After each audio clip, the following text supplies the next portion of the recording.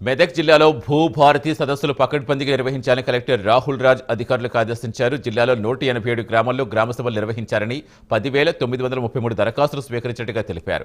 నర్సాపూర్ మండలం చెప్పలదుర్తి గ్రామంలో ఏర్పాటు చేసిన భూభారతి రెవెన్యూ సదస్సును నర్సాపూర్ ఆర్డీఓ మహిపాల్ రెడ్డి, తహసీల్దార్ శ్రీనివాస్తో కలెక్టర్ కలిసి పరిశీలించారు.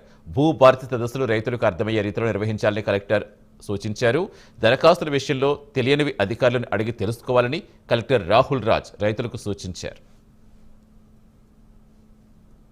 చాలా మంది కూడా ఇబ్బందులు పడ్డారనేసి ప్రభుత్వము ఇప్పుడు కొత్త చట్టం తీసుకొని వచ్చింది, భూభారతి చట్టం అని.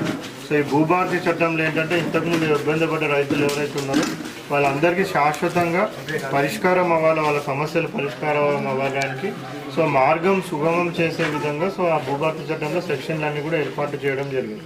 మరి దానికి అనుగుణంగా ఇంతకుముందు ఎవరైతే సమస్యలు పరిష్కారం కాలేదో వాళ్ళని పరిష్కరించడానికి మళ్ళీ వాళ్ళు ఇంతకుముందు ఎట్లయితే ఆఫీసుల చుట్టూ తిరుగుతూ ఉండేనో, ఎంఆర్ఓ ఆఫీస్ చుట్టూ కానివ్వండి, మళ్ళీ ఆర్డీఓ ఆఫీస్ చుట్టూ కానివ్వండి, కలెక్టర్ ఆఫీస్ చుట్టూ కానివ్వండి, ఇట్లా తిరిగి విసిగిపోయిన రైతులు చాలామంది ఉన్నారు.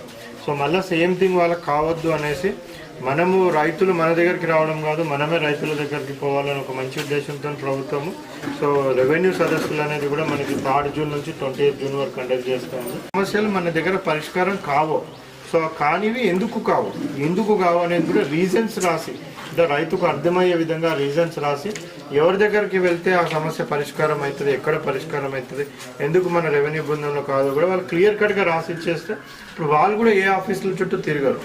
ఆ విధంగా క్లారిటీగా మన దగ్గర సాధ్యమైతే మనము దాన్ని పరిష్కరించడం,